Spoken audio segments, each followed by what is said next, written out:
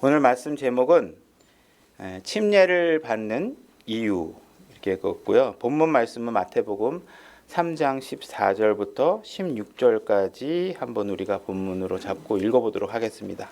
그래서 한번 전부 다 성경으로 찾으셔서 마태복음 3장 14절부터 17절까지 읽으셔야 될 것 같은데요. 17절까지 우리가 같이 소리내서 읽어보도록 하겠습니다. 자, 그러면 다 같이 소리내서 읽도록 하겠습니다. 준비 시작. 요한이 그분을 말리며 이르되 내가 주께 침례를 받아야 할 터인데 주께서 내게로 오시나이까 하매 예수님께서 대답하여 그렇게 이르되 지금은 이렇게 하도록 허락하라. 이렇게 하여 모든 의를 성취하는 것이 우리에게 합당하니라 하시니 이에 그가 그분을 허락하더라. 예수님께서 침례를 받으시고 곧바로 물속에서 올라오실 때 보라 하늘들이 그분께 열렸으며 또 하나님의 영께서 비둘기같이 내려와 자기 위에 내려앉는 것을 그분께서 보시더라. 보라 하늘로부터 한 음성이 있어 이르되 이 사람은 내 사랑하는 아들이라. 내가 그를 매우 기뻐하노라 하시니라. 성경을 제가 이제 기념생이 들어와서 이제 피터 러크만 책을 통해서 성경에 등장하는 침례의 종류가 한 7가지가 등장합니다. 그래서 7가지 등장하는 침례의 종류가 있는데 오늘 뭐 그걸 다 하려고 하는 게 아니고 우리가 물침례를 중심으로 해서 우리가 왜 물침례를 받아야 하는지, 물침례의 의미가 무엇인지 이 부분을 우리가 이제 한번 묵상해 보려고 하는데요. 어쨌든 우리 신약교회 성도들에게 하나님께서 규례를 주신 것이 2가지가 있죠. 그래서 우리가 물침례와 그 다음에 주의 만찬 이 2가지입니다. 그래서 우리가 다른 절기들은 우리 신예입 진영이라든지 근본주의 쪽에서는 다른 뭐 부활절이나 이런 절기는 지키지 않습니다. 그러나 이제 이 침례와 주의 만찬 2가지만을 우리가 규례로서 순종하고 있는데 그 중에 우리가 지키고 있는 물침례의 의미가 무엇인지 요거에 관해서 우리가 정확한 의미를 한번 되짚어 보려고 합니다. 그래서 우리가 물침례에 대해서는 뭐 나지막 침례교회 우리 성도들이나 대부분의 사람들은 지금은 이제 그 의미를 잘 이해하고 있지만 그 물침례의 의미를 잘못 이해하고 있는 교회들이 있고 그런 사례들이 있죠. 그래서 혹시나 물침례가 교회에 들어오기 위한 어떤 절차로서 반드시 필요하다. 교회에 속하는 절차로서 반드시 필요하다. 이렇게 생각을 하고 있다면 그거는 이제 잘못된 생각이죠. 그죠? 이 교회라는 것은 물론 지역교회의 멤버십을 획득하는 데도 마찬가지고 유니버셜, 우주적인 교회, 하나님의 몸으로서의 교회에 우리가 속하는 방식으로도 물침례는 필요 없는 조건들이죠. 그래서 우리가 그 물침례를 받아야지만 교회에 소속될 수 있다. 이렇게 생각하는 잘못된 사례들이 있습니다. 그래서 이러한 사례들은 이런 교리들은 우리가 경계해야 되는 교리 중에 하나입니다. 또한 물침례가 구원의 수단이 될 수 있다. 우리가 물침례를 통해서 구원을 받는다 하는 이야기도 잘못된 기준이죠. 잘못된 교리고. 그래서 가톨릭이라든지 이런 다른 가톨릭에서 개신교로 분리돼 나온 뭐 장로교 이렇게 유사 종교들은 또 한 가지 잘못된 것들이 유아 세례를 주는 경우가 있습니다. 그래서 특히 가톨릭 같은 경우에 유아 세례를 주는 이유는 어린 아이에게 유아 세례를 줌으로 인해서 교회의 멤버십을 획득하게 하도록 합니다. 그래서 거기서 이제 출산을 장려하는데 가톨릭에서 그 출산을 장려하는 거의 뒷면의 의미에는 결국은 출산을 통해서 교회의 회원 수나 멤버십이 수가 증가하게 되죠. 그래서 유아 세례를 통해서 교회의 일원을 만들 수 있다 하는 것은 결코 성경이 말하고 있는 침례의 물침례의 의미가 아닙니다. 그래서 이런 잘못된 교리들로부터 우리가 물침례의 의미를 정확하게 이해해야 하는데 그 말씀들을 오늘 찾아보려고 합니다. 그래서 물침례가 새로 출생하는 것을 의미하게끔 하기 위해서 사람이 물속에 들어갔다 나오면 그것이 새로 태어나는 것이다. 거듭나는 것이다. 이렇게 해서 우리가 알고 있는 성령 침례와 그 의미를 뒤섞어서 잘못 사용하는 사례들이 있죠. 그래서 그런 부분들을 경계하고 우리가 올바른 성령 침례, 그죠?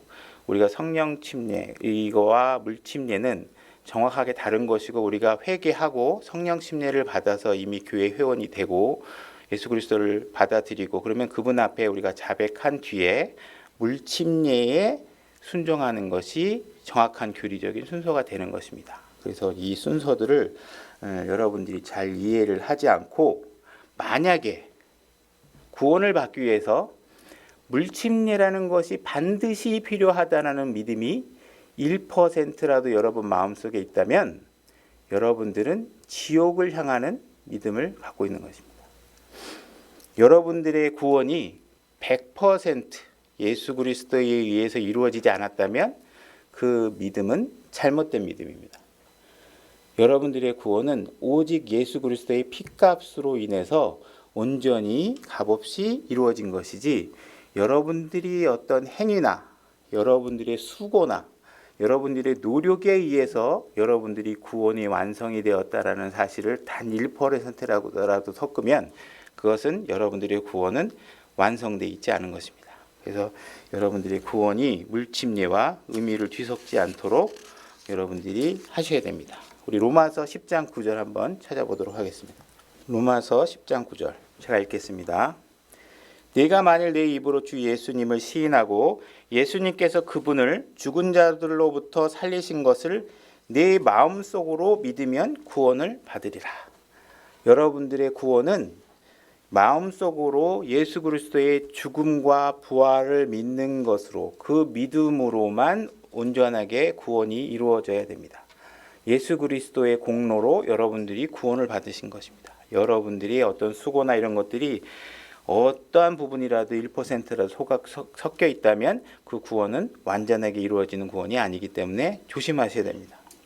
만약에 누군가에게 여러분들이 당신은 언제 구원을 받으셨습니까? 물어봤을 때 나는 언제 물침례를 받았습니다 하는 이야기를 한다면 그 구원 간증은 잘못된 간증입니다. 그죠?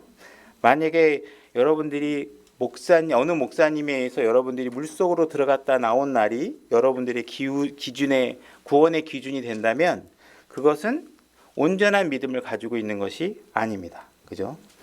그러면 왜 우리가 물침례를 받아야 하는지, 이 물침례의 의미가 무엇인지 한번 살펴보려고 합니다. 우리가 읽었던 본문 마태복음 3장 13절서부터 한번 다시 보도록 해보겠습니다. 마태복음 3장 13절부터 한번 읽어보도록 하겠습니다. 마태복음 3장 13절입니다. 다시 찾아오셨죠? 제가 읽겠습니다. 그때에 예수님께서 갈릴리로부터 요르단으로 요한에게 오사 그에게 침례를 받으려 하시거늘, 이렇게 되어 있습니다.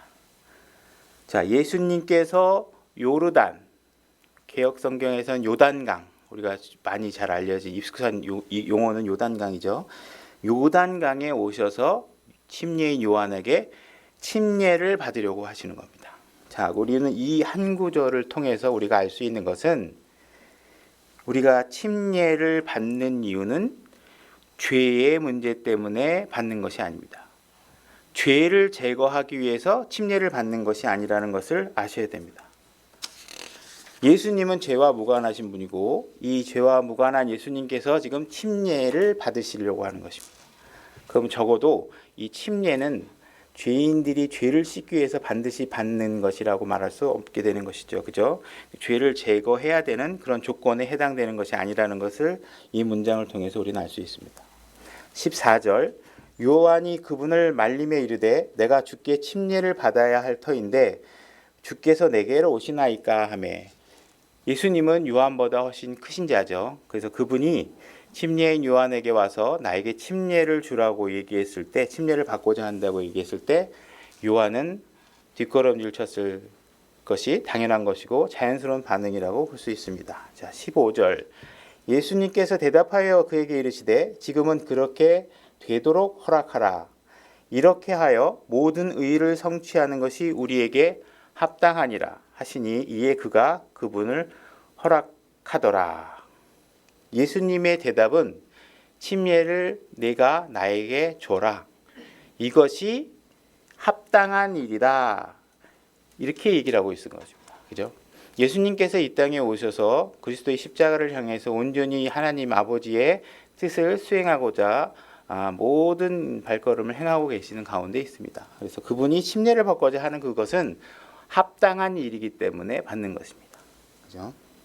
그리고 그러한 일을 했을 때 요한이 그래도 내 생각은 그게 아닌 것 같은데요 라든지, 만약에 베드로 같으면 어떻게 제가 감히 예수님께 침례를 줄 수 있습니까? 예수님이 나한테 침례를 주셔야죠. 그러면서 아마 베드로는 물속에 자기가 먼저 첨벙 들어가서 예수님 밑에 무릎을 꿇었을지도 모르죠. 그러나 침례인 요한은 어떠한 의문도 어떠한 의심도 어떤 질문도 없이 그 말씀에 그대로 순종합니다. 요한이 여자가 난 사람들 중에 가장 큰 자라고 얘기했던 의미도 이렇게 주님 앞에 어떠한 의심도 없이 말씀에 순종하는 모습이 그렇게 말씀하도록 하신 것이겠죠. 그죠? 16절. 예수님께서 침례를 받으시고 곧바로 물속에서 올라오실 때에 이렇게 되어 있습니다. 자, 침례를 받은 다음에 어떻게 되어 있죠? 물속에서 올라오시고 계십니다. 그죠? 물속에서 올라오시려면 앞에 침례받는 행위는 어디에 있어야 돼요? 물 속에 있어야 됩니다. 물 속에. 그죠? 침례라는 것은 물 속에 들어갔다가 그 다음에 침례가 행한 이후에 물 위로 들어 올라오는 거죠. 그죠? 침례는 잠긴다는 뜻이죠. 그죠? 그러니까 우리가 이 16절을 통해서 이 전반부 문장을 통해서 우리가 알 수 있는 것은 침례는 물 속에 들어갔다가 나오는 것이다 하는 것을 명확하게 하는 것이죠. 그래서 뭐 머리 위에다가 물을 손가락으로 적셔서 뿌린다든지 하는 방식으로 침례를 행하는 것은 성경적인 방법이 아니다 이렇게 알 수 있습니다. 보라, 하늘들이 그분께 열렸으며 또 하나님의 영께서 비둘기같이 내려와 자기 위에 내려앉는 것을 그분께서 보시더라. 그래서 예수님께서 침례를 받는 방법은 명확하게 물속으로 들어갔다가 완전히 잠겼다가, 그죠? 그 다음에 물 위로 올라오는 방식을 취하고 있다는 것을 알 수 있습니다. 자, 17절.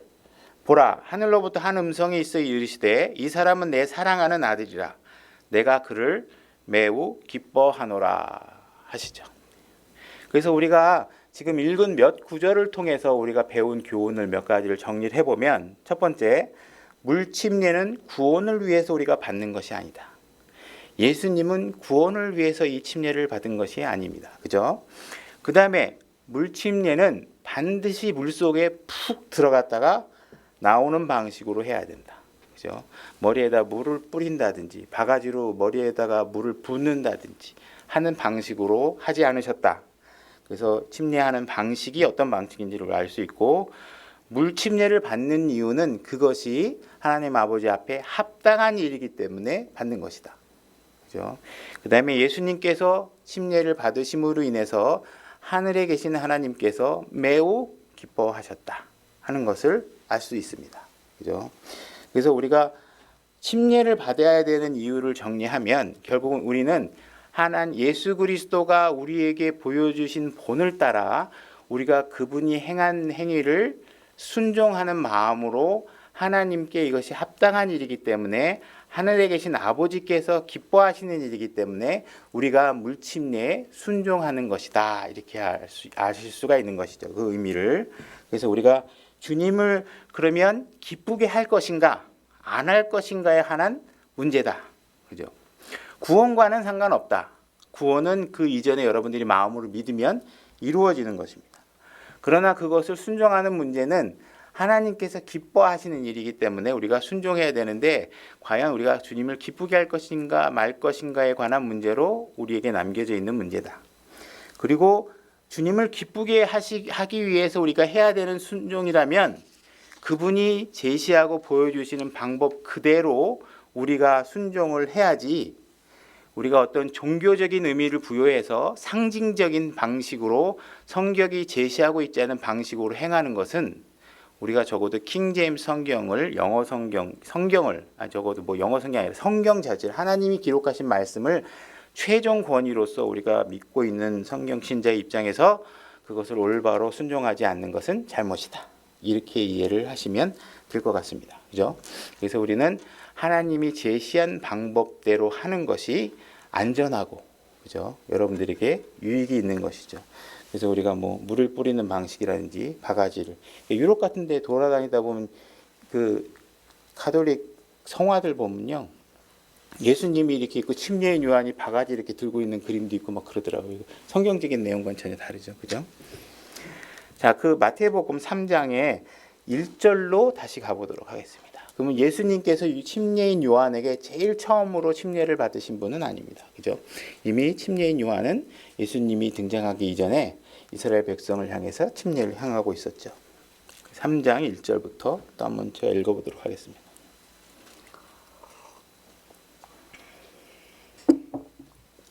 1절. 그 무렵에 침례자 요한이 와서 유대의 광야에서 선포하여 이르되 너희는 회개하라 하늘의 왕국이 가까이 왔느니라 하였으니 이 사람은 곧 주께서 대언자 이사야를 통해 말씀하신 자니라. 이르시되 광야에서 외치는 자의 소리가 있어 이르기를 너희는 주의 길을 예배하라 그분의 행로를 곧게 하라 하였느니라. 지금 성경 말씀은 침례인 요한에 대해서 이 사람이 이사야서 40장에 구약에 예언되어 있던 바로 그 대언자라는 사실들을 선언하고 있는 것입니다. 그래서 그 침례인 요한이 하고 있는 것은 주님의 길을 예비하고 있는 것이죠. 그죠? 이스라엘에게 예언되어 있던 메시아 예수 그리스도가 등장할 것인데 그분이 등장하기 전에 누군가가 미리 와서 그분이 앞으로 등장할 것이다. 그러니 그분을 맞이하기 위해서 너희들이 죄를 회개하라. 하늘의 왕국이 가까이 왔다 하는 사실들을 외치고 하나님 예수 그리스도를 만나기 위해서 너희들이 올바른 상태를 유지하도록 준비하도록 이렇게 외치는 자의 소리가 있을 것이고 그가 바로 침례인 요한이다 하는 사실을 성경이 선언하고 있고 입증하고 있는 것입니다. 4절. 바로 그 요한은 낙타털 옷을 입고 허리에 가죽띠를 띠었으며 그의 음식은 메뚜기와 들꿀이더라. 그때 예루살렘과 온 유대와 요르단 사방의 온 지역이 그에게 나가 자기 죄들을 자백하며 요르단 속에서 그에게 침례를 받더라. 침례를 받는 것은 자기 죄를 자백하는 것이죠. 자백하고 침례를 받는 것입니다. 구원은 그 이전에 이루어지는 것이고 내가 예수 그리스도를 구주로 영접했다면 그분이 나의 주님이시고 내가 그분이 말한 죄인이 맞다라는 사실들을 내 입으로 시인하고 자백하고 침례에 임하는 것이죠. 그죠? 그래서 침례인 요한이 지금 하고 있는 일은 이스라엘 백성에게 구약에 예언되어 있던 그 메시아가 지금 이 땅에 와 있다는 것을 설명하고 있는 것입니다. 얘기하고 있는 것입니다. 그래서 창세기 3장에서 언급된 이 땅에 나타날 독생자 여자의 씨 그 사람이 지금 이 땅에 내려와서 너희들을 기다리고 있으니 맞이할 준비를 해라. 그래서 자신을 정결케 해라. 그래서 올바른 삶을 갖고 죄의 문제를 해결하고 그분 앞에 나설 것을 준비하라고 얘기하고 있는 것입니다. 그죠? 그래서 그의 죄들을 자백하고 그에게 이 문제는 좀 이따 다시 요한복음에서 설명하기로 하고 요한복음 1장 19절로 가보겠습니다. 그래서 예수님이 곧 등장할 거니까 메시아가 이 땅에 와 있으니까 너희들이 준비해라 이런 얘기를 하고 있는 거예요. 그러니까 예수님께서 이 땅에 와 계신다 이 사실을 알리고 있는 것이죠. 요한이 침례인 요한복음 1장 19절 9절로 가보겠습니다. 제가 읽겠습니다. 유대인들이 예루살렘에서 제사장들과 레위 사람들을 그에게 보내어 내가 누구냐 하고 물을 때에 그의 증언이 이러하니라. 그가 시인하고 부인하지 아니하며 시인하여 나는 그리스도가 아니라 하매 그들이 또 그에게 묻되 그러면 무엇이냐 내가 엘리야냐 하니 그가 이르되 나는 아니라 하매 또 묻되 그러면 내가 대언자냐 하니 그가 대답하되 아니라 하거늘 이에 그들이 그에게 이르되 너는 누구냐 우리를 보낸 사람들에게 우리가 대답하게 하라 너는 네 자신을 가리켜 누구라고 하느냐 하니 23절 그가 이르되 나는 대언자 이사야가 말한 것 같이 주의 길을 곧게 하라 하고 광야에서 외치는 자의 소리로다 하니라. 24절 그들은 바리새인들이 보낸 자들이더라. 그들이 또 그에게 물으며 그에게 이르되 그러면 내가 그리스도도 아니요 엘리야도 아니요 그 대언자도 아닐지되 어찌하여 침례를 주느냐 하매 요한이 그들에게 대답하여 이르되 나는 물로 침례를 주거니와 너희가 알지 못하는 한 분이 너희 가운데 서 계시니 곧 내 뒤에 오지만 나보다 앞선 분이라. 자, 예수님께서는 침례인 요한보다 6개월 뒤에 태어나셨습니다. 이 땅에 들어오실 때는. 그렇지만 예수님은 영원 전부터 계신 분이죠. 그래서 침례인 요한은 그분은 나보다 출생이 늦지만 이 땅에 오실 때 6개월 뒤에 태어나신 분이시지만 나보다 앞선 분이라고 한 거는 그분은 사람이 아니시기 때문에 이 땅에 오시기 전부터 존재하고 계신 분이죠. 앞선 분이시라. 나는 그분의 신발끈을 풀 자격도 없노라 하더라. 이들은 요한이 침례를 주던 곳에 요르단 건너편 베다바라에서 일어났더라. 다음 날 요한이 예수님께서 자기에게 오시는 것을 보고 이르되 세상 죄를 제거하는 하나님의 어린 양을 보라. 지금 예수님께서 드디어 침례인 요한에게 등장하고 있죠. 그때 침례인 요한이 뭐라고 얘기하고 있냐면 세상 죄를 제거하는 어린 양을 보라 이렇게 얘기하고 있습니다. 다시 말해서 예수 그리스도를 가르치고 있는 것이죠. 지금 제가 강조하고자 하는 얘기는 뭐냐면 세상 죄를 제거하는 요단강 물을 봐라 이렇게 얘기하고 있지 않습니다. 우리의 죄를 사해 주시는 분은 예수 그리스도이시고 그분이 행하신 십자가의 사건을 통해서 우리의 죄를 완벽하게 깨끗하게 해주신 것이죠. 요단강 물이나 이런 물들이 우리의 구원에 관여할 수 있는 여지는 전혀 없는 것입니다. 그죠? 30절 내가 말하기를 내 뒤에 오시는 분이 있는데 그분께서 나보다 앞서신 것은 그분께서 나보다 먼저 계셨기 때문이라 하며 언급한 분이 곧 이분이라. 예수님께서는 요한이 이 땅에 오시기 전부터 우리 인간이 있기 전부터 계셨던 거고 지금 여기선 구약 사람들에게 아브라함이 있기 전부터 계셨던 분이라는 사실을 분명히 얘기하고 있는 것이 이분은 그냥 우리와 같은 사람이 아니라는 것을 얘기하고 있고 바로 너희들이 기다리던 구약의 메시아 그분이라는 것을 선포하고 있는 것입니다. 31절 내가 그분을 알지 못하였으나 그분이 이스라엘에 드러나야 하므로 내가 와서 물로 침례를 주노라 하니라. 자, 아까 침례인 요한이 하고 있는 일은 회개하라. 하늘의 왕국이 가까이 왔다. 그리고 너희가 기다리던 메시아가 이 땅에 와 있다 하는 것을 선포하는 것이고 지금 1장 31절에 지금 명확하게 얘기하고 있는 것은 내가 물로 침례를 주는 이유는 뭐냐면 그분이 이스라엘에서 드러나야 함으로 이렇게 얘기하고 있습니다. 그죠? 예수님이 이 땅에 와 계신 사실들이 선포돼야 하고 드러나야 하기 때문에 물로 침례를 준다라고 얘기하고 있는 거예요. 여러분들이 물 침례에 순종하고 있는 이유는 뭐냐면 여러분들이 침례를 받는 이유는 예수 그리스도가 여러분 안에 와 계시다는 사실들이 세상 사람들에게 드러나야 하기 때문에 여러분들이 물 침례에 순종하는 것입니다. 여러분들이 순종하는 것은 내가 그리스도인이라는 사실을 드러내고 여러분 안에 예수 그리스도가 들어와 계신다는 사실을 여러 증인들 앞에서 퍼포먼스를 통해서 증언하는 거예요. 그 모형을 드러내는 거예요. 그러니까 침례의 목적은 요한복음 1장 31절에서 침례인 요한이 얘기하고 있는 문장 그대로 그분이 여기에 와 계신다. 그분이 우리 마음에 와 계신다. 내 안에 들어와 계신다. 그러므로 그분이 내 안에 들어와 계신다는 사실이 그분이 이 땅에 와 계신다는 사실들이 너희들에게 드러나야 된다. 이 사실을 예수님께서 드러나야 된다는 사실을 침례인 요한을 통해서 선포하고 있는 것이고 그 사실을 드러내기 위해서 모든 사람들이 침례에 순종하고 있는 거예요.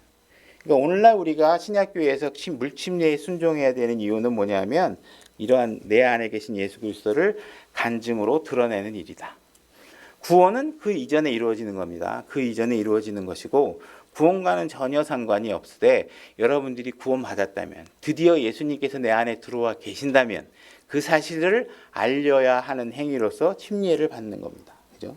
자, 그다음에 우리가 이제 그 침례를 받아야 되는 이유를 또 알기 위해서 예수님이 부활한 후에 사건으로 가보겠습니다. 마태복음 28장 16절로 가보겠습니다. 16절 상황은 예수님께서 십자가에 죽으신 이후에 다시 부활하신 이후의 사건입니다.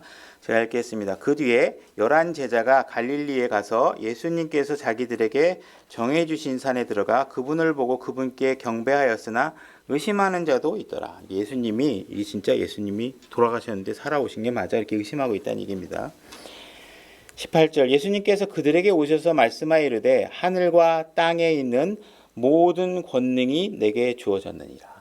예수님께서 십자가에 돌아가셨다가 죽음을 이기시고 부활하신 이후에 예수님은 하나님께서 예수님에게 하늘과 땅의 모든 권능을 예수 그리스도께 주셨습니다. 예수 그리스도라는 이름 안에 모든 것이 충만한 상태고 모든 것이 가능한 상태로 되어 있는 것이죠. 그죠?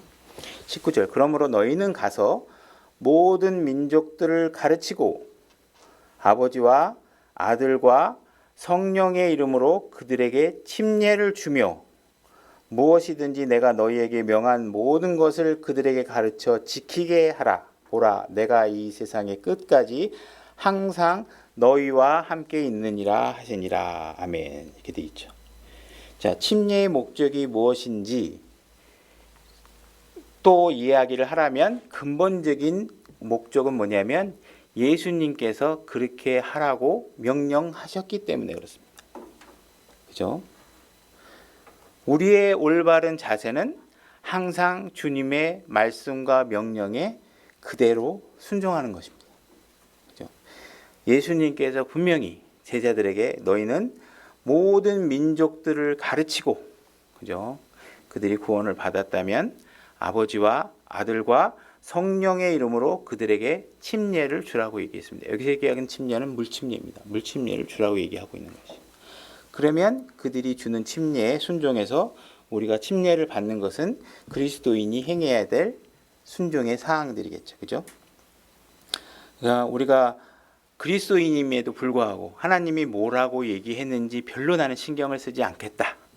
그런 게 아니라면 하나님의 말씀이 순종의 대상임을 안다면 그것이 부담으로 여러분들에게 작동하셔야 되고 한 예수님의 말씀이 가장 우선순위에 놓이는 방식으로 여러분들이 순종을 하셔야 되겠죠. 그죠? 그래서 아버지와 아들과 성령의 이름으로 이렇게 침례를 받도록 해야 되는 것입니다. 여기서 아버지와 아들과 성령의 이름 이렇게 할 때 이름이 단수로 되어 있다는 사실에 우리가 교리적으로 초점을 가져야 되겠죠. 그래서 아버지와 아들, 성령의 이름들 원래는 이렇게 해야 되겠죠. 문법적으로 따지면. 그러나 아버지와 아들과 성령의 이름 할 때 이름이 단수인 것은 이 세 분이 같은 위격을 가지신 분이기 때문에 그렇습니다. 그죠? 그래서 세 가지 다른 이름을 단수로 받고 있다는 것은 우리의 삼위일체 하나님의 속성을 그대로 드러내고 계시는 것이죠. 그 다음에 이제 이게 아버지와 아들과 아들의 성령의 이름으로 침례를 받는 그 이름의 내용인데 이 사도행전 2장 38절 가보겠습니다. 요것이 사도행전 28절에 가면 다른 형태의 이름으로 침례를 주는 장면이 나와요. 그죠? 사도행전 2장 38절로 가겠습니다. 사도행전 2장에서는 성령이 최초로 오순절 다락방에서 일어났고 유대인들이 그런 사실들을 알게 됐고 자기가 예수 그리스도의 십자가에 못 박은 예수 그리스도가 너희가 바로 구약에서 예언되어 있고 기다렸던 메시아라는 것을 알고 그들이 찔려하자 예수님이 실제로 이런 분 너희가 기다려도 그분이 맞다라고 얘기하자. 그러면 우리가 어떻게 하면 좋겠냐 했을 때 그때 베드로가 너희들이 그 십자가에 달리신 예수님에 대해서 십자가에 단 죄에 대해서 회개하고 침례를 받으라 해서 이게 베드로의 침례라고 불리는 7개의 침례 중에 한 가지 다른 침례이긴 합니다. 다른 침례입니다. 그걸 아시고 2장 38절을 제가 읽겠습니다. 이에 베드로가 그들에게 이르되 회개하고 너희 각 사람이 예수 그리스도의 이름으로 침례를 받아 죄들의 사면을 얻으라 이렇게 되어 있죠. 예수 그리스도의 이름으로 침례를 받으라 이렇게 되어 있어요. 그래서 제가 전에 뭐 순서가 다르더라도 준비한 순서가 좀 뒤죽박죽되더라도 이해하세요. 제가 그 휘터 러크만 책을 통해서 교리를 배울 때 베드로의 침례가 이제 있는 건 맞아요. 그건 맞는데 뭐냐면 베드로의 침례가 다른 침례와 다른 점에 대해서 다른 침례는 아버지와 아들과 성령의 이름으로 침례를 주는데 베드로의 침례는 예수 그리스도의 이름으로만 침례를 준다. 그래서 예수 그리스도의 이름으로 침례를 주는 것은 다른 침례다. 이렇게 배웠어요. 저도 배웠고. 근데 제가 이 침례를 설교를 준비하면서 보니까 꼭 그렇지만 않을 수 있다는 사실을 또 알게 됐어요. 그래서 일단 여러분 제가 그런 내용을 전제를 깔고 왜 그런 얘기를 하는지를 나중에 제가 또 한번 말씀드릴게요.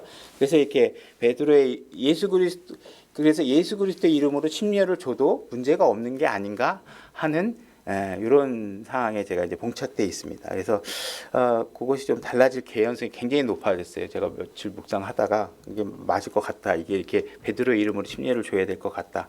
왜냐하면 제가 전에 있던 교회에서 목사님이 어느 날은 갑자기 여태까지는 아버지와 아들과 성령의 이름 곧 주의 이름으로 침례를 주노라 이렇게 하셨다가 어느 날 갑자기 수리하게 때 예수 그리스도 이름으로 침례를 주노라 이렇게 하시더라고요. 그래서 내가 배운 거하고 틀려서 침례식이 다 끝난 다음에 목사님한테 가가지고 왜 오늘 예수 그리스도 이름으로 침례를 주세요? 원래는 아버지와 아들과 성령 이름으로 주셔야 되는 게 아닌가 근데 본인도 그런가요? 내가 그렇게 했네요. 그래서 예, 그렇게 하셨는데요. 그렇게 하니까 교회 오신 다음에 그분도 그게 이제 마음에 걸리셔가지고 다시 침례를 줘야 될 것 같다. 그래가지고 침례를 다시 준 적이 있어요.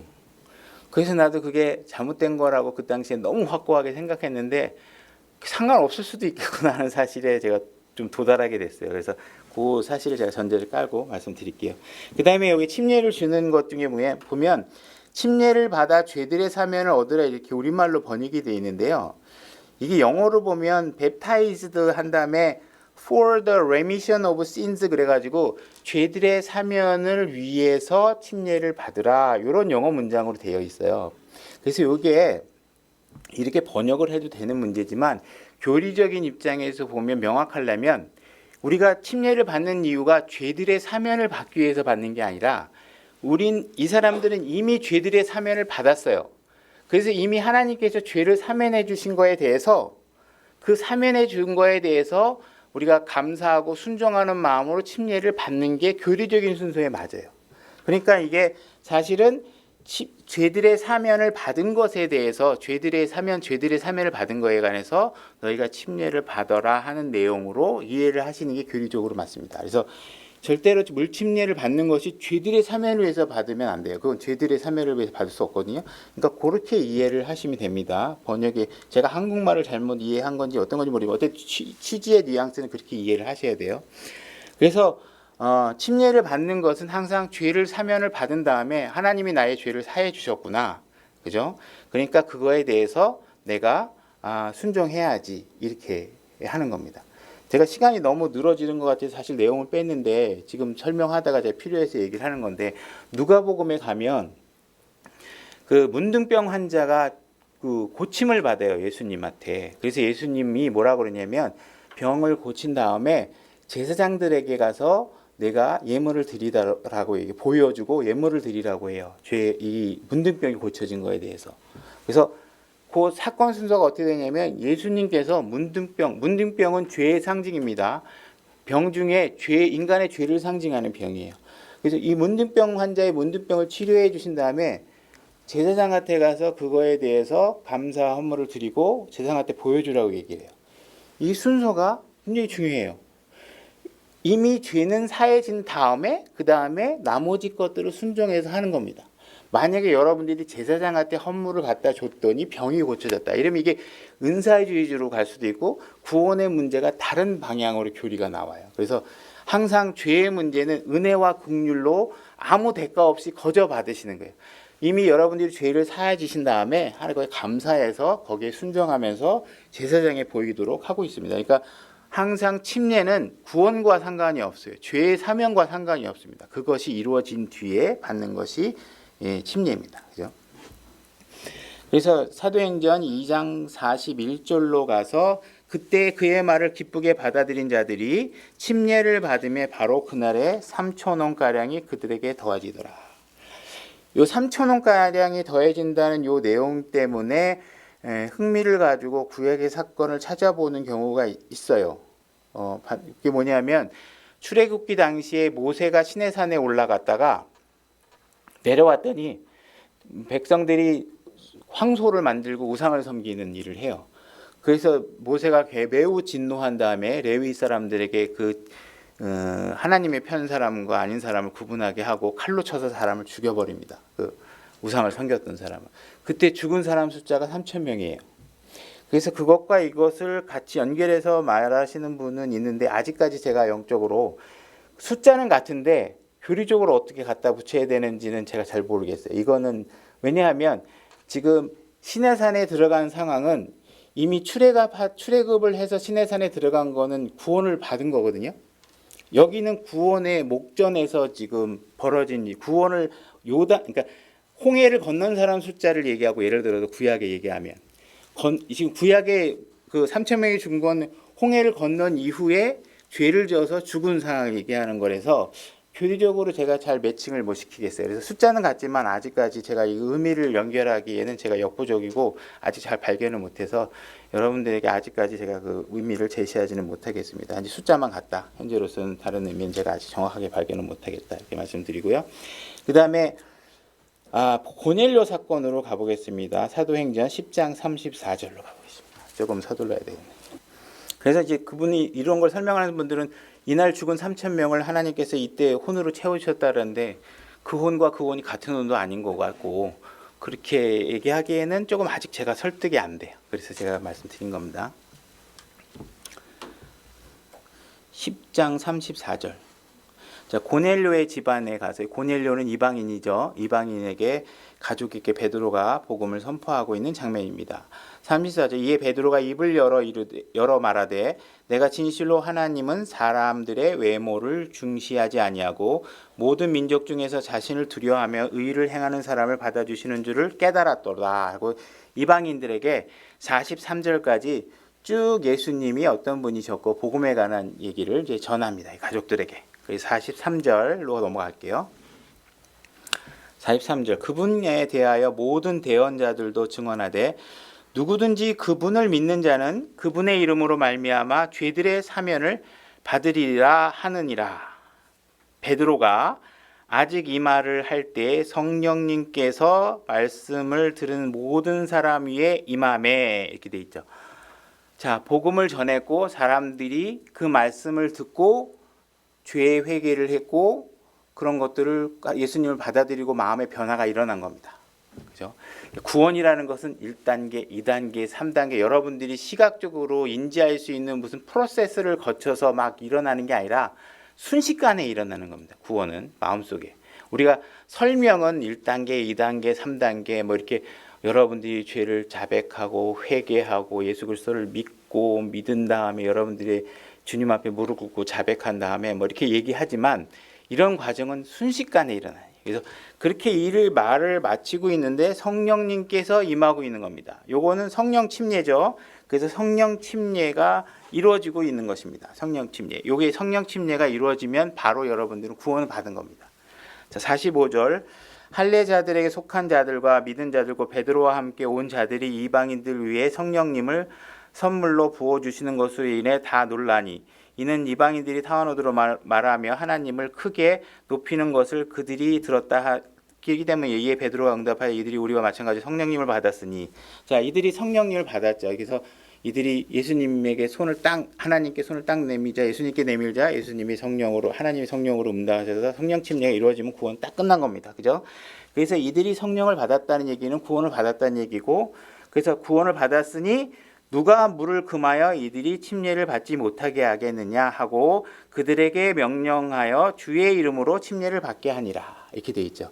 여기선 주의 이름이라고 돼 있어요. 그러니까 요것이 주의 이름으로 침례를 줘도 된다 하는 것은 아버지의 이름도 주고 아들의 이름도 주고 성령님의 이름도 주기 때문에 그냥 아버지와 아들과 성령의 이름으로 준다 해도 틀린 것이 아니고 주의 이름으로 성령을 주노라 이렇게 해도 틀린 것이 아닙니다.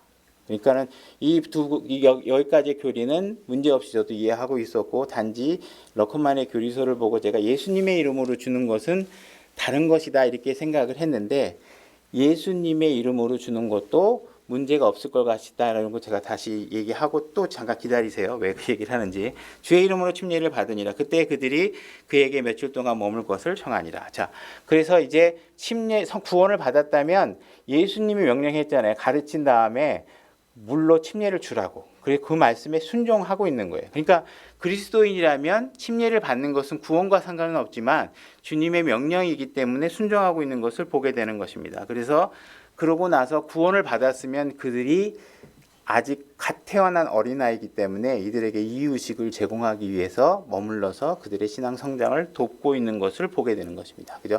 이렇게 출생시켜놓고 딱 놔둬버리면 갈 곳을 잃어버리고 누군가에게 마귀에게 공격을 당하겠죠. 그래서 선한 사귐으로 말씀으로 양육될 수 있는 그런 것들을 받아야 됩니다. 이디오피아 내시가 구원받는 장면, 사도행전 8장 26절로 가보겠습니다.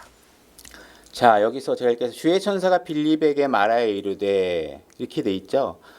그래서 일어나 남쪽으로 가서 예루살렘에서 가자로 내려가는 길로 가라 하였는데 그곳은 사막이더라. 그가 일어나 가는데 보라, 이디오피아 사람 곧 이디오피아 사람들의 여왕 간다게 밑에서 그녀의 모든 국고를 맡아 큰 권세를 가진 내시가 경배하러 예루살렘에 왔다가 돌아가면서 자기 병거에 앉아 대언자 글을 읽더라.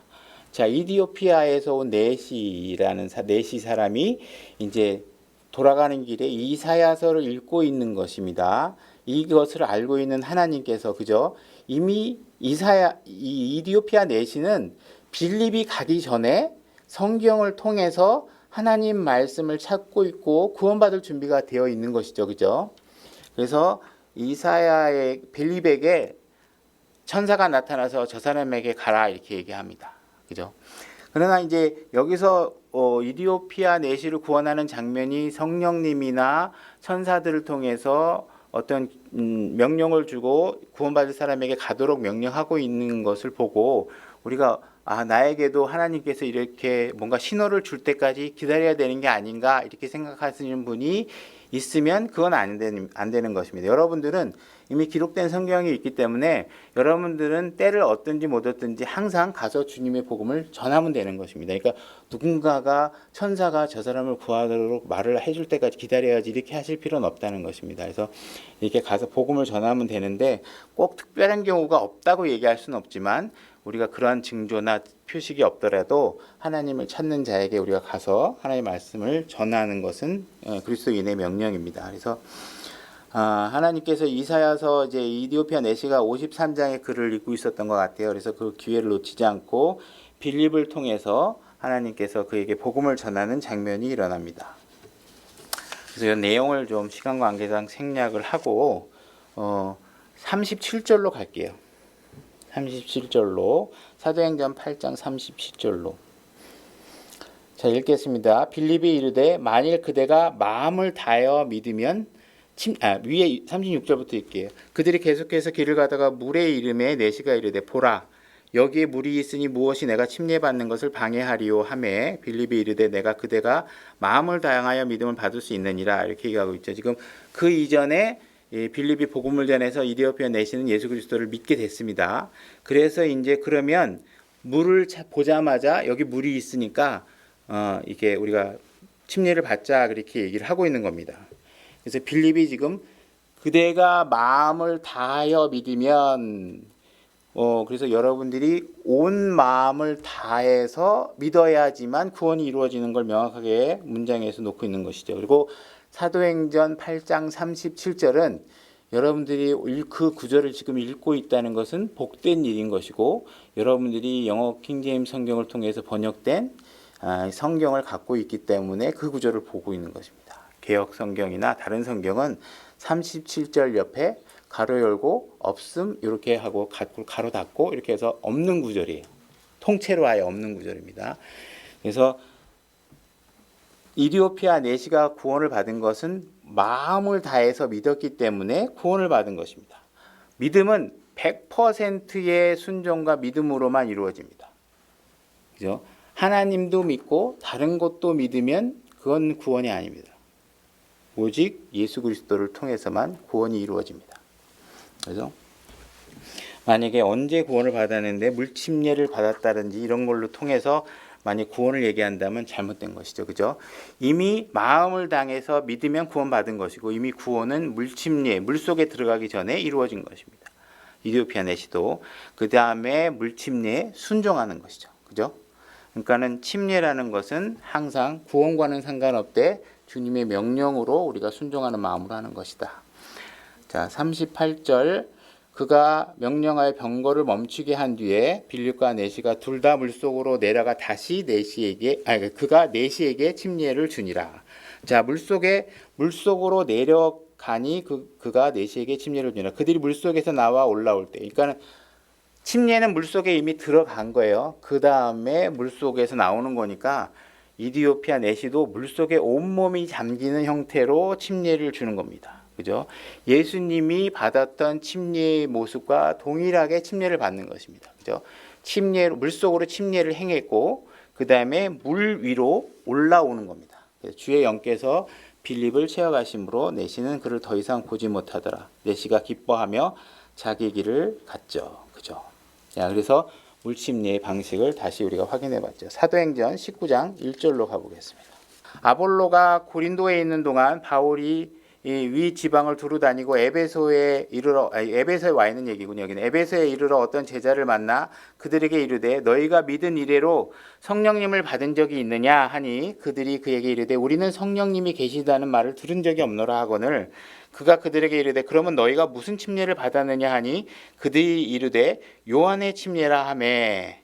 지금 에베소에 있는 유대인들에게 지금 얘기하고 있는 것입니다. 유대인 너희들이 침례를 받았냐? 그러니까는 받은 게 있긴 한데 뭘 받았냐면 요한의 침례를 받았다. 요한의 침례는 뭐였어요? 침례인 요한이 예수님이 이 땅에 오셨다는 사실들을 선포하기 위해서 행한 침례죠. 이거는 개인의 예수 그리스도의 개인 구원 사역과 예수 그리스도 믿는 구원과는 상관없는 겁니다. 예수님이 등장했다는 사실을 예수님을 왕으로 맞이하는 사실을 알리기 위해서 한 침례입니다. 4절 이에 바울이 이르되 참으로 요한이 회개의 침례로 침례를 주며 백성에게 말하여 그들이 자기 뒤에 오실 분 곧 예수 그리스도님을 믿어야 한다고 하였느니라 하거늘 그들이 이 말을 듣고 주 예수님의 이름으로 침례를 받으니라. 자, 여기 있는 사람들이 받은 거는 예수님이 바로 이 땅에 너희들이 요한의 침례로 받고 준비했던 예수님이 이미 이 땅에 왔다가 가셨다. 그분을 구주로 받아들여라 해서 그분을 받아들인 겁니다. 이거는 예수 그리스도를 개인 구주로서 영접한 사건이에요. 그죠? 오늘날 우리가 성령 침례를 받는 것과 동일한 침례를 받은 겁니다. 이 침례를 받은 사람에게 지금 누구의 이름으로 침례를 주냐면 이 말을 듣고 주 예수님의 이름으로 침례를 줍니다. 그러니까 베드로의 침례는 너희들이 예수 그리스도를 십자가에 못 박힌 그분을 십자가에 못 박은 그 죄에 대해서 회개하라고 해서 준 침례가 베드로 침례인데 이거는 분명히 개인적인 영적인 구주로 예수 그리스도를 영적인 구주로 받아들이는 오늘날의 신약교회의 동일한 구원의 침례를 받은 것이고 그 받은 성령 침례를 받은 사람에게 물 침례를 주는데 예수님의 이름으로 침례를 줘요. 그러니까 적어도 이 이름으로 베드로의 침례와 오늘날의 그 물침례, 신약교회 물침례를 구분하는 것은 의미가 없는 것이 아닌가 제가 얘기를 하는 겁니다. 그러니까 이 사건으로 봤을 때는 이거를 그렇게까지 구분하기엔 무리하게 구분한 것 같아 보입니다. 그래서 일단은 제가 혹시 잘못된 게 있으면 또 나중에 다시 수정을 하겠지만 현재로서는 그렇습니다. 그래서 충분히 숙고해서 말씀드리는 거고요. 그래서 이 예수님의 이름으로 침례를 주면은 틀렸다 이렇게 얘기하기는 어려운 상황이 된 겁니다. 자, 이들이 침례를 받았는데 요한의 침례를 받은 거는 지금 뭐예요? 무효. 그거는 아니야. 그건 구원과 상관없어. 그래서 지금 다시 물 침례를 준 거죠. 성령 침례를 받은 다음에 다시 성령 침례를 받은 다음에 물 침례에 다시 순종한 겁니다. 요한의 침례에 순종한 이후에. 그러니까 여러분들이 구원을 받아서 침례를 받았으면 상관없는데 구원받기 이전에 여러분들이 물 침례를 받았다. 이것은 무효다. 여러분들이 정확하게 구원을 받은 이후에 물 침례를 받는 것이 맞다. 그죠? 그래서 요한의 침례든 다른 침례를 받았다면 예수 그리스도의 주님의 이름으로 온전하게 물 침례에 순종하는 것이 맞다. 만약에 여러분들이 군대에서 빵을 얻어먹기 위해서 교회에 쫓아갔다가 거기서 주는 침례를 그냥 옆에서 줄 서가지고 그냥 받았다. 이러면 요거는 구원받지 않은 상태에서 받았다면 무효다. 예를 들어 이렇게 얘기를 하는 겁니다. 그러니까 여러분들이 다시 침례에 순종하는 것이 맞다. 만약 그랬다면 여기 있는 분들에게는 해당되지 않겠지만 그렇게 되는 것이죠. 그죠? 그 다음에 로마서 6장 1절로 가보겠습니다. 빠르게 살펴보겠습니다. 자, 읽겠습니다. 그런즉 우리가 무슨 말을 하려 은혜가 넘치게 하려고 우리가 죄 가운데 거하겠느냐? 결코 그럴 수 없느니라. 죄에 대하여 죽은 우리가 어찌 그 가운데서 살리요? 예수 그리스도 안으로 침례를 받은 우리가 다 그분의 죽음 안으로 침례를 받은 줄 너희가 알지 못하느냐? 자, 예수 그리스도의 침례를 받은 우리가 다 그분의 죽음 안으로 침례를 받은 것은 물과는 상관없는 얘기입니다.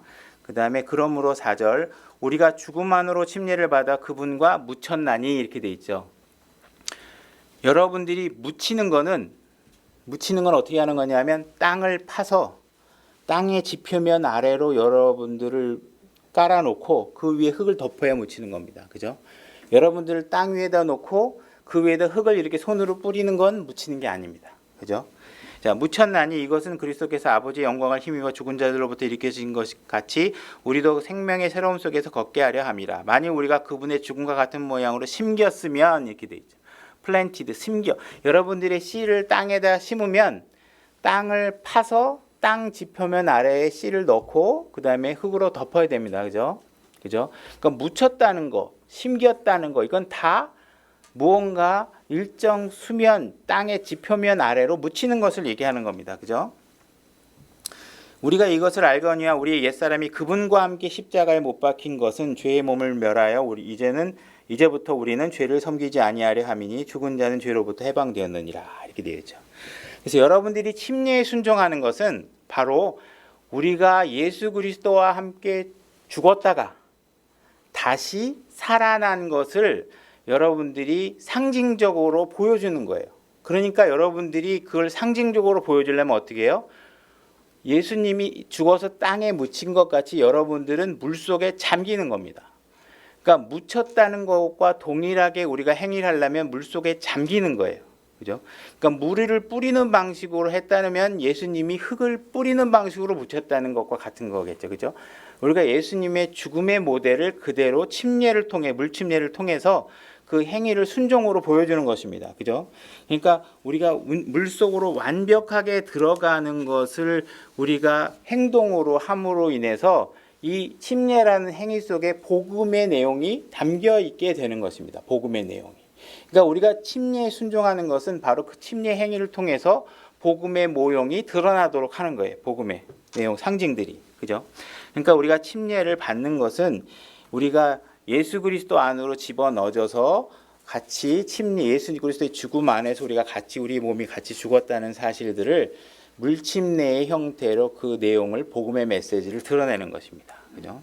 그러니까 우리가 침례를 받아야 하는 이유들은 바로 이렇게 그냥 받아도 되고 안 받아도 된다는 식으로 생각할 것이 아니라 예수 그리스도의 명령으로 그리고 예수님이 보여준 그 샘플 모습 그대로 우리가 물침례에 순종하는 것이 하나님 말씀에 순종하는 것이다. 그러니까 물침례 자체도 우리가 구원과는 상관없지만 그리스도의 신앙생활을 통해서 우리가 주님의 말씀에 순종하는 자세를 위해서 우리가 이렇게 침례에 순종하는 것이 합당한 일이고 아버지께서 기뻐하시는 일이라는 것을 우리가 알았으면 좋겠습니다. 자, 오늘 말씀 여기서 마치도록 하겠습니다.